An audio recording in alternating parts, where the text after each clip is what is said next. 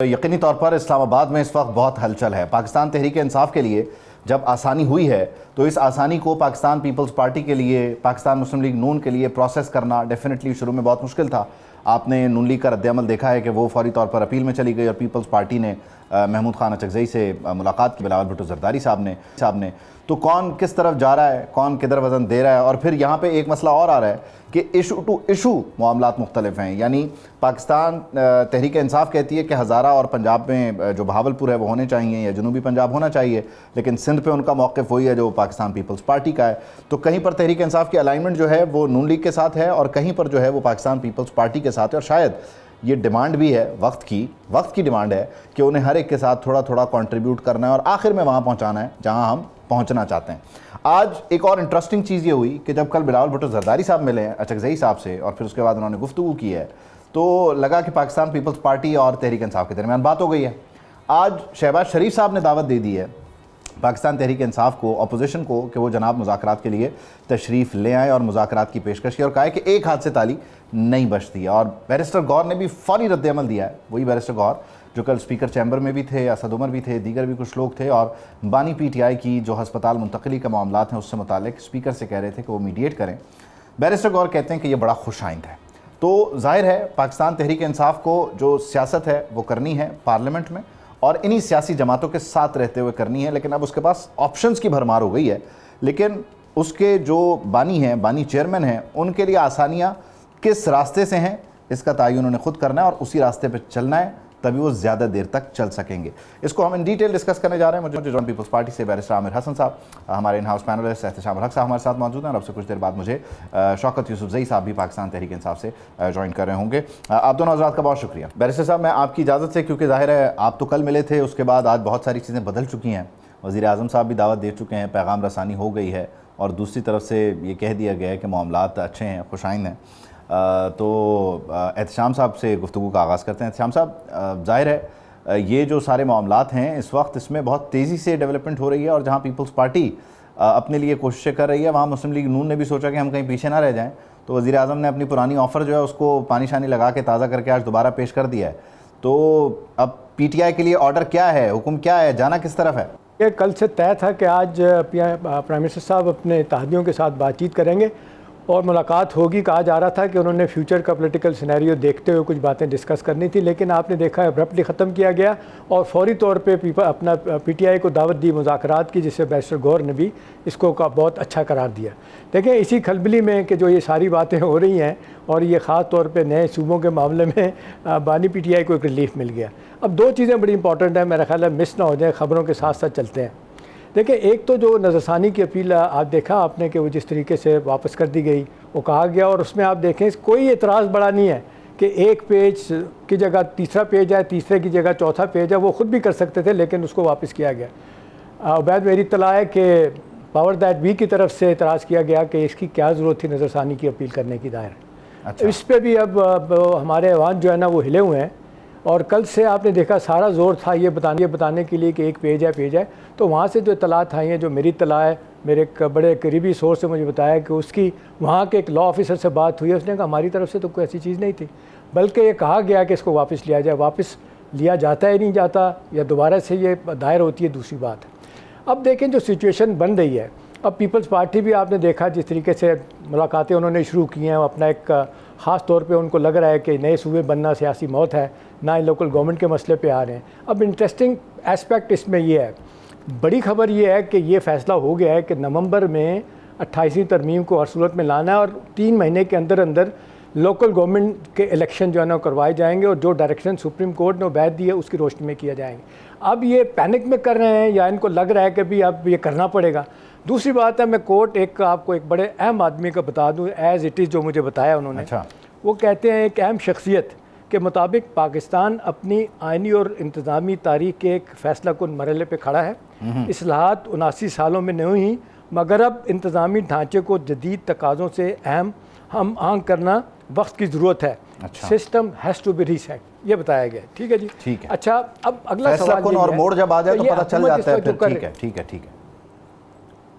ठीक है। अगली बात यह है कि आप देख लें कि आपको याद होगा वैद के 26वीं आईन तरमीम जब बनाई गई थी, वो बुनियादी तौर पे वो अदलिया की रिस्ट्रक्चरिंग के लिए थी। 27वीं आर्मी तरमीम आई थी आर्म फोर्स की रिस्ट्रक्चरिंग के लिए। 28वीं आर्मी तरमीम, क्योंकि ये पॉलिटिकल मामलात हैं, इसमें पीपल्स पार्टी PMLN जो है ना वो साथ नहीं खड़े। अभी आप देख लें कि मरीम नवाज़ की हुकूमत की अपनी उनकी असम्बली ने ये बाकायदा इसको पास किया हुआ है कि 2 सूबे बनाने हैं, भावलपुर का सूबा और जनूबी पंजाब का, अभी तक अमल नहीं हुआ। KP की असम्बली ने पास किया हुआ हज़ारा बनाने का, उन्होंने नहीं किया। तो ये आप इंटेंशन आप देख सकते हैं कि क्या है, क्या करना चाहते हैं। इसमें कहीं इस तरह की खबरें भी हैं जो अली दुरानी साहब भी कह रहे हैं ना। मैं चाहता हूं कि ज़रा बैरिस्टर साहब को भी शामिल गुफ्तगू करें। अली दुरानी साहब ने कल ये बताया कि 28वीं तरमीम से भी पहले शायद हज़ारा और जो बहावलपुर है उसकी तरफ गौर ख्वाज होगा, और PTI और पीपल्स पार्टी गालिबन कराची को लेकर बड़े इंटैक्ट हैं बैरिस्टर साहब कि ये सूबा नहीं होगा, क्योंकि आपको याद होगा कि बानी PTI खुद जब उनका नाम लेने की इजाज़त थी और उनके बयान TV पे चलते थे, वो ये कह चुके हैं कि सिंध तकसीम नहीं होना चाहिए। तो इस मामले पे आप दोनों अलाइन हैं, और कहाँ कहाँ आपको लगता है कि आपका अब नेचुरली अलाइंस PTI के साथ हो सकता है, और वो जो एक पेज है अगर उस पर कॉलम बन गया है तो आपके लिए कितनी गुंजाइश है उस पेज पर?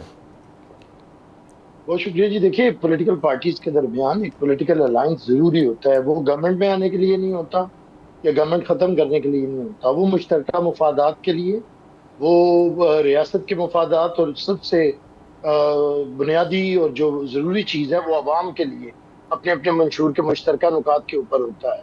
हमारा पीपल्स पार्टी की तारीख है 50 साल से ज़्यादा। हमने कभी भी किसी से सियासी मुखालिफत को दुश्मनी की हद तक नहीं लेके गए हैं, और स्पेशली जब कोई मुसीबत में होता है तो फिर हम उसके खिलाफ दुश्मनी नहीं दिखाते हैं। अच्छा, हम जब हुकूमत में हो तो कोई सियासी कैदी नहीं रखते, किसी से सियासी इंतकाम नहीं रखते, किसी को जेल में नहीं रखते, और जब अपोजिशन में हो तो हमारी कोशिश होती है कि मुश्तरका नुकात के ऊपर चला जाए। ये जो पार्लियामेंट मार्ज वजूद में आई है 2024 में, ये एक हंग पार्लियामेंट है, क्योंकि अक्सरियत PTI के आज़ाद अरकान के पास थी, तो हमने उन्हें ऑफर की थी कि आप गवर्नमेंट बनाए। फिर उसके बाद जब वो हुकूमत में थे तब भी हमने ऑफर की थी कि एज अपोजिशन हम आपको सपोर्ट करेंगे, आप काम कीजिए, लेकिन उनका रवैया ऐसा नहीं रहा। तो ये कोई पीपल्स पार्टी कोई एक जगह छोड़ के दूसरी जगह नहीं जा रही। हम क्योंकि बैलेंसिंग फोर्स हैं पार्लियामेंट के अंदर, और तवाजुन का इख्तियार हमारे पास है, हम तीसरी बड़ी पार्टी हैं और वफाक की बड़ी पार्टी है जिसके पास 2 सूबाई हुकूमतें हैं और सदर पाकिस्तान का ओहदा है। तो हम चाहते हैं कि मुल्क के अंदर एक मांगी हो, जमहूरियत को बेहतरी हो। जहां तक आपने नए सूबों की बात की, नए सूबे वहीं पे बनेंगे जिन सूबों से आवाज उठ रही है कि जहां पे करारदाद पेश हुई है। सिंध की तकसीम पीपल्स पार्टी के लिए नाकाबिले कबूल है। अगर PTI कह रही है तो अच्छी बात है, और हमारे लिए नाकाबिले कबूल इसलिए है कि ये सिंध के अवाम के लिए नाकाबिले कबूल है। और सिंध असेंबली 12 ये करारदादें पास कर चुकी है कि सिंध तकसीम नहीं हो सकता, और मुत्तफिका करारदादें भी जिसके अंदर MKM भी रही है। तो अब ये इसलिए मैं समझता हूँ कि ये सिंध की तकसीम का तो सवाल उठता ही नहीं है, और ना कोई मुतालबा हो रहा है, ना कोई बात कर रहा है, तो इसे तो बात ना कीजिए। हाँ, पंजाब में आवाज उठी है, KPK में, हजारा में उठी है, इसके ऊपर असेंबलीज में बातें हुई हैं, और पंजाब में तो बाकायदा पंजाब असेंबली ने करारदादें की है, सेनेट ने की है, नेशनल असेंबली ने की है। इसमें पिछली हुकूमत ने एक सेक्रेटेरिएट बनाया जनूबी पंजाब का। ये PMLN ने भी कहा, तकसीम की बात की, बल्कि ये 2 की बजाय 3 सूबों की बात करते थे कि जनूबी पंजाब के साथ साथ भावलपुर भी सूबा बनना चाहिए। तो जहां पे बात उठ रही है वहां पे करें। मैं समझता हूँ वैद साहब, पाकिस्तान जिन हालात में है, हमें सियासी बेहतरी के लिए आगे बढ़ना पड़ेगा। हमने मियां साहब बीमार थे तो तब भी चेयरमैन बिलावल भुट्टो ने कदम बढ़ा के कहा था कि उन्हें इलाज की सहूलतें, और अभी आज भी हम कहते हैं कि इलाज की सहूलतें इमरान खान। हाँ, जाहिर है, देखिए ये तो वैसे भी सेहत पे सियासत। अच्छा, मैं एहसाम साहब आपसे पूछना ये चाह रहा हूँ, जाहिर है आप ये बताते हैं कि जी ये तय हो गया और वो तय हो गया, ये नहीं छोड़ेंगे और वो नहीं छोड़ेंगे, ये बता दिया गया, इनको ये करना ही करना है। हमेशा जब बात होती है तो जाहिर है बात इस तरह होती है कि जी हम ये चाहते हैं और अगले कहते हैं हम ये कर सकते हैं ना, जाहिर है हमें तो यही अंदाज़ा है। अब अगलों ने क्या मतलब एक तरतीब क्या है कि कहाँ कहाँ तो कोई कॉम्प्रोमाइज़ नहीं है, यानी कराची है, गवादर है, फाटा पाटा है, इस पर कोई कॉम्प्रोमाइज़ नहीं है, या वो कहते हैं कि यहाँ बल्दियात की सूरत अगर आप डिलीवर करते हैं तो कोई मसला नहीं, हम बहावलपुर, हज़ारा और इस तरफ चले जाते हैं जो कि अभी तक सूबाई असम्बलियों से करारदादें आई हुई हैं। यानी इसमें डिमांड और सप्लाई का जो रब्त है वो कितना बेहतर है, या कितना आप कह लीजिए कि कितना उसमें सख्ती है? देखो वैद, मुझे आमिर भाई बड़े पुराने मेहरबान हैं हमारे, आप मुझे बड़े आज मासूम लगे हैं। वो कहते हैं सिंध में कोई आवाज़ नहीं उठ रही। वो शहरी हलकों तक, हैदराबाद, कराची, मीरपुर के हद तक जितना MQM आप देख लें बरसों से हुकूमतों में शामिल भी रही है, जीत के आती रही है। सबसे ज़्यादा तो शोर जी, तो मैं वो आपको कर मौका रहे दूंगा, आमिर हैं भाई, कराची और ये अपना जी हाँ, एक ठीक है, ज़रूर उनसे ये पूछिएगा। दूसरी बात ये है कि जो कहा जा रहा है ना, देखें एंड रिज़ल्ट वो कहते हैं जी क्या होना चाहिए। एंड रिज़ल्ट में जो बताया गया मुझे, वो कहते हैं कि जी अगर ये सब कुछ करके अगर हम सस्टेन्ड इकनॉमिक ग्रोथ हासिल नहीं करते, हमारे यहाँ गुर्बत का खात्मा, तालीम, लेना देना नहीं होते। और दूसरा वो कह रहे हैं कि जी ये बल्दियात का निज़ाम जो है ना, ये ग्रास रूट लेवल पे जाना इसके लिए इसलिए ज़रूरी है कि तालीम हो, हेल्थ हो, क्लीन ड्रिंकिंग वाटर हो, सीवरेज का सिस्टम हो, ये सारी चीज़ें, ट्रांसपोर्ट का बेहतर सिस्टम अगर लोगों को नहीं मिलता तो उन्हें का कोई फ़ायदा नहीं। लेकिन वो कहा जा रहा है कि इस्लाहात इस तरह की जाएंगी, कराई जाएंगी, होंगी, क्योंकि अब लग रहा है कि सारी दुनिया भी कह रही है, मैंने पहले भी आपसे जिक्र किया था, वो भी आप पाकिस्तान को तो टर्की भी, सऊदी अरब भी और चाइना ये कह रहा है कि आप अपने इंटरनल हालात को ठीक करें। आखिरी बात तो बड़ी अहम है मेरा ख्याल है, बात वो ये है कि इस वक्त PMLN की गवर्नमेंट जो है ना, वो लग रहा है उनको कि पीपल्स पार्टी जो है ना शायद PTI के साथ बड़ा हाथ बढ़ा रही है। लेकिन पीपल्स पार्टी के अपने नुक्ता नज़र होने के साथ साथ कल जिस तरीके से उन्होंने मुलाकातें की हैं PTI के लोगों से और अचकजई से और बाकी लोगों के साथ, उससे तो लग रहा है कि शायद कुछ दूरी हो रही है।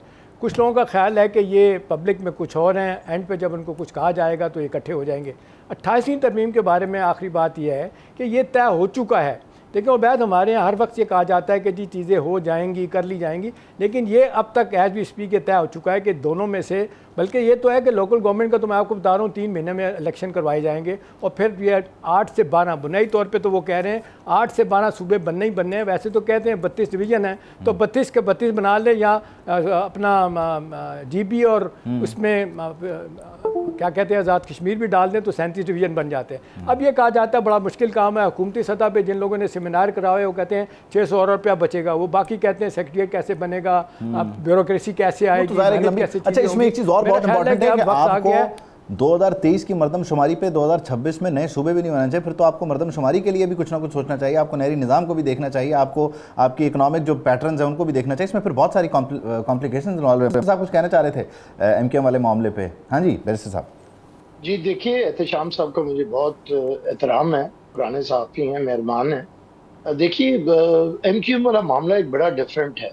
उनके किस वक्त डांडे कहाँ पे मिलते हैं और उनकी डोरियां कहाँ से हिलती हैं हमें नहीं पता है। लेकिन बात यह है कि वो अपने मुफादात के तहत, अगर देखिए मुहाजिर की शनाख्त के साथ अगर आप सिंध की तकसीम करेंगे तो ये सिंध के अंदर एक खून रेजी की तरफ जाने का मामला होगा, जो कि पाकिस्तान की रियासत बर्दाश्त नहीं कर सकती है। बारहा MQM कहती रही है कि हम नए सिंधी हैं और पुराने सिंधियों के साथ मिलकर चलेंगे।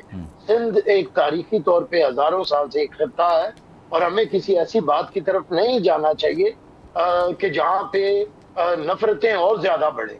सूबे बनने चाहिए, लेकिन ये फैसला सूबाई असम्बलियां करेंगी, सूबों के अवाम करेंगे, ब्यूरोक्रेट्स नहीं करेंगे, बैठे हुए तजिया निगाह। 239 आर्टिकल में तब्दीली आ रही है आमिर साहब, आप मुझसे ज्यादा जानते हैं। ठीक है, अच्छा खत्म हो रहा है मामला कि ज़ुफ़ैर साहब ने भी ज्वाइन कर लिया है। मैं शौकत ज़ुफ़ैर साहब को भी शामिल गुफ्तगू करूंगा। हाँ जी, आप बैरिस्टर साहब गुफ्तगू पूरी कर लें, मुख्तसर कर लें। जी जी जी, मैं ये समझता हूँ जो आइन के तहत ही होगा एहतशाम साहब, जो आइन मौजूद है या जो मौजूद होगा उसके तहत ही चलना। वो तो कहते हैं 239 ही खत्म कर देंगे। ये भी तो आवाजें आ रही है ना 239 वाली के, जो आइन ये कहता है कि सूबाई असम्बलियों के पास जाओ, वो कहते हैं वो रास्ता ही खत्म कर देंगे, लेकिन वो पता नहीं कैसे होगा। उसमें पीपल्स पार्टी भी तो मौजूद है सेनेट में। हाँ, 28वीं तरमीम में होगा बैठ में सारा कुछ। ठीक है, मैं शौकत यूसुफ़ज़ई साहब को शामिल गुफ्तगू कर लेता हूँ ना। उनके सामने 2 ऑप्शन हैं। अब मैं बैरिस्टर साहब मैं आपकी तरफ आ रहा हूँ। शौकत यूसुफ़ज़ई साहब से हमने मुझे ज्वाइन कर लिया। यूसुफ़ज़ई साहब बहुत शुक्रिया। आपके पास अब 2 रास्ते हैं। एक तरफ आपको पीपल्स पार्टी भी ज़ाहिर है मिलती है, आपके पास वो रास्ता भी खुला है। पीपल्स पार्टी ने आपके साथ उस तरह कुछ नहीं किया जिस तरह आपका गिला नून लीग के साथ है। नून लीग भी अब आपको दावत देती है कि आ जाएं मुज़ाकरात कर लें। अब आपने जाना किस तरफ है, क्या बताया, क्या तय किया आपने? फिलहाल कहना कबल अज़ वक्त है, क्योंकि हम सियासी लोग हैं।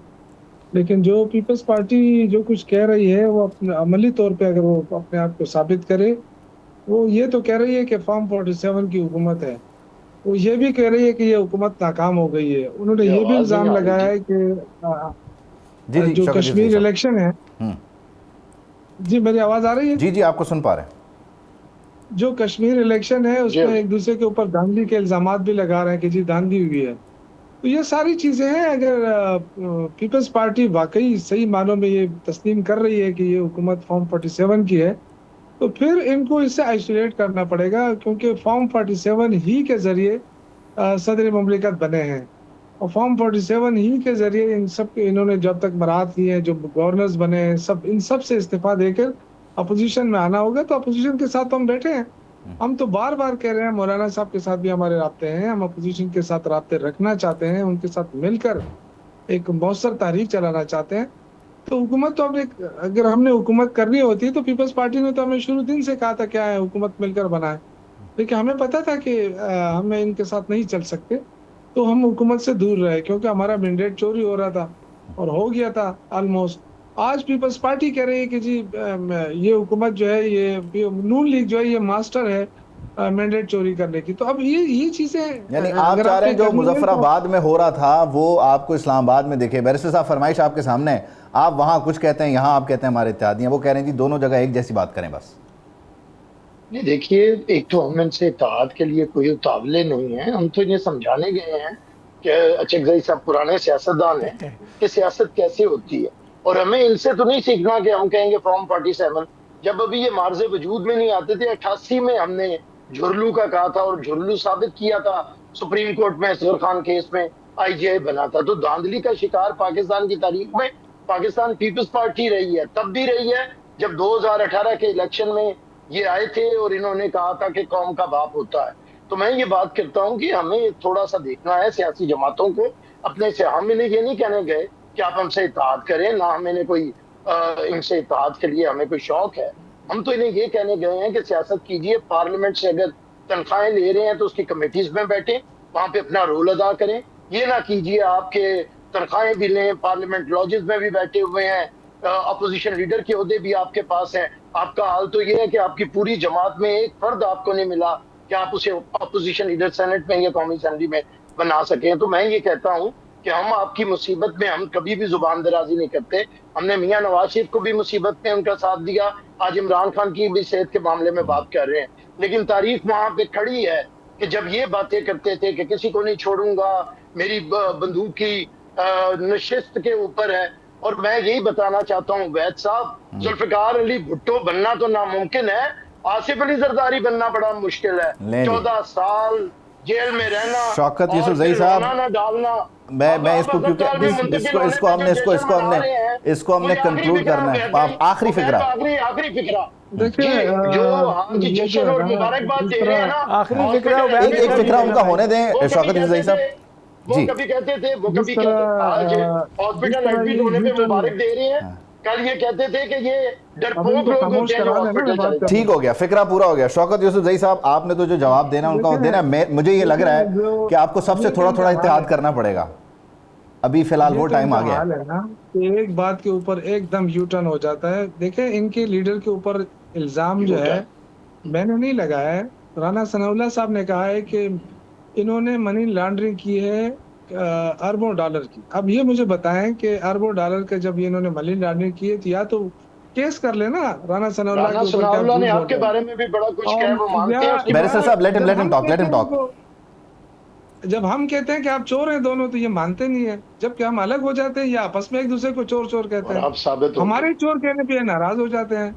तो मेरे भाई, हम तो देखें, हम तो आपको अपनी तरफ से तो हमने कोई इल्जाम नहीं लगाया। अगर आपको चोर कह रहे हैं, आप मनी लॉन्ड्रिंग में मुलविस हैं, फिर क्यों बैठे हैं, उनको क्यों सपोर्ट कर रहे हैं आप?